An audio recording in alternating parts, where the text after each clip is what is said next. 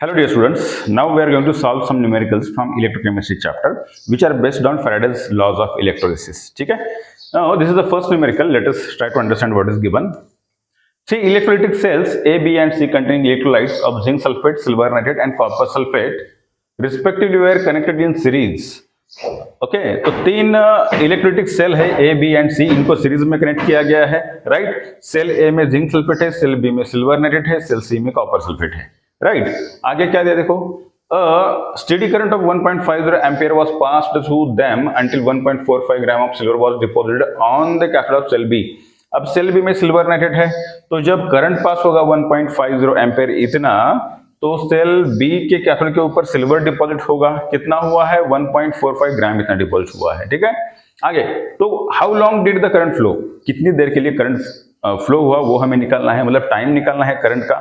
और उसके आगे सेल ए में उसके कैथोड के ऊपर जिंक कितना डिपॉजिट होगा एंड सेल सी में उसके कैथोड के ऊपर कॉपर कितना डिपॉजिट होगा, that we have to calculate. So what is given, we have written over here, C I दिया है, करंट दिया है which is 1.50 ampere, weight of silver जो डिपॉजिट हुआ है सेल बी के कैथोड के ऊपर वो है 1.45 ग्राम, और टाइम हमें निकालना है कितनी देर के लिए करंट पास हुआ, और उसके साथ साथ सेल ए के कैथोड के ऊपर जिंक कितना डिपॉजिट होगा, सेल सी के कैथोड के ऊपर कॉपर कितना डिपॉजिट होगा, that we have to calculate, right. अब इसको कैलकुलेट करने के लिए सबसे पहले हम टाइम हमें कैलकुलेट करना है।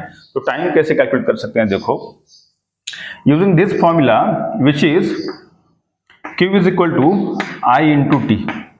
So electrical charge is equal to current into the time T. उससे हमें इलेक्ट्रिकल चार्ज मिलेगा। अब यहाँ पर हमें I की वैल्यू पता है, T we have to calculate, but and Q we can calculate using the given data. How we can do that? Do this? See, B में जो है वो सिल्वर नाइट्रेट प्रेजेंट है। अब सिल्वर नाइट्रेट का जो डिसोसिएशन होता है वो किस तरीके से होता है, जो सिल्वर नाइट्रेट है it dissociates like silver plus and nitrate minus, इस तरीके से डिसोसिएट होता है।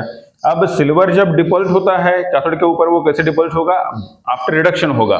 तो सिल्वर प्लस का रिडक्शन अगर करना हो हमें, 1 mole of silver cations will be reduced using 1 mole of electron to give 1 mole of silver atoms, right. अब ये जो सिल्वर एटम है 1 मोल, 1 मोल का मतलब ये होता है कि सिल्वर का जितना एटॉमिक मास है 108 उतने ग्राम, उसी को हम 1 मोल बोलते हैं। तो 108 ग्राम सिल्वर को कैथोड के ऊपर डिपॉजिट करने के लिए हमें कितने इलेक्ट्रॉन चाहिए, 1 मोल ऑफ इलेक्ट्रॉन चाहिए। अब इन्हीं 1 मोल इलेक्ट्रॉन को हम चार्ज में कन्वर्ट अगर कर दें, according to Faraday it is 96,500 coulombs, which is 1 Faraday, and this much charge corresponds to 108 gram of silver, correct.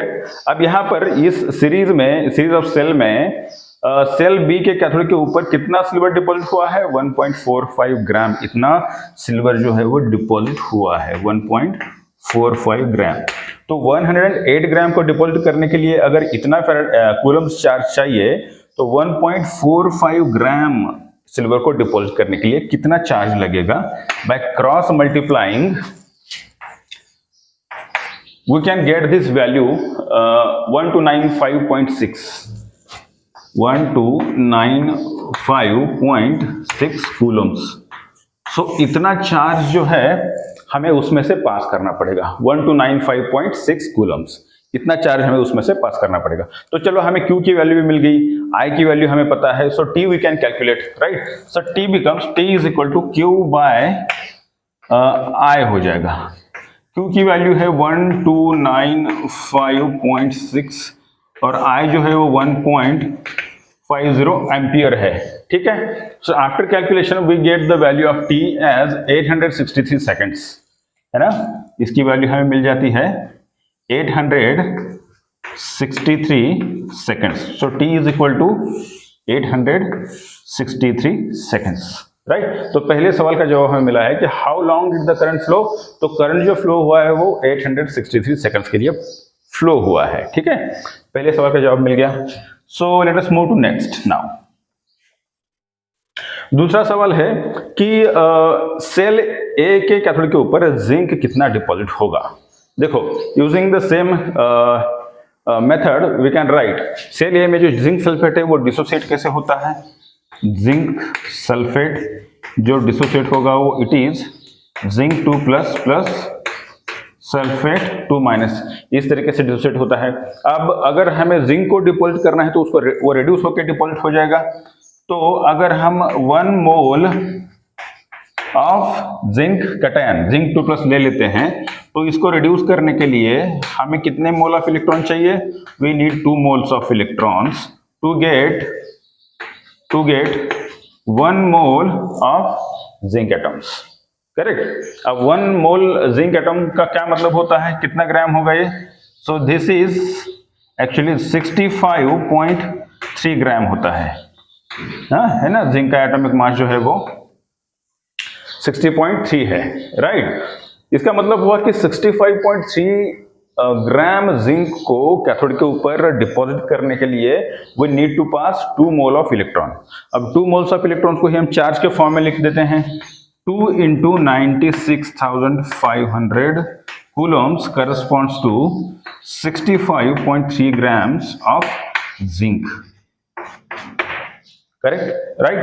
Now actual charge हमने कितना पास किया हुआ है 1295.6, कितना चार्ज पास हुआ है 1295.6 कूलम्ब जितना चार्ज पास हुआ है, राइट। तो कितना ग्राम जिंक जो है वो डिपॉजिट हुआ होगा, ये अगर फाइंड आउट करते हैं तो हमें सेकंड क्वेश्चन का जवाब मिल जाएगा। After cross multiplying we get the value of zinc और the weight of the zinc which is deposited on the cathode of cell A, it is 0.438 gram, 0.438 gram. After calculation we get this value, correct, right. So this is the answer for the second question. And जो third जो question है वो हमें पूछा है कि cell C में cathode के ऊपर कॉपर कितना डिपॉजिट होगा। Same we have to calculate. See copper जो है, copper sulphate, how it is dissociated, copper is dissociated as copper 2 plus plus sulphate 2 minus, correct. Now अगर हमें 1 मोल ऑफ कॉपर एटम चाहिए तो कैसे उसको रिड्यूस करना पड़ता है। Copper 2 plus, this needs 2 moles of electron to reduce it to 1 mole of copper atoms, right।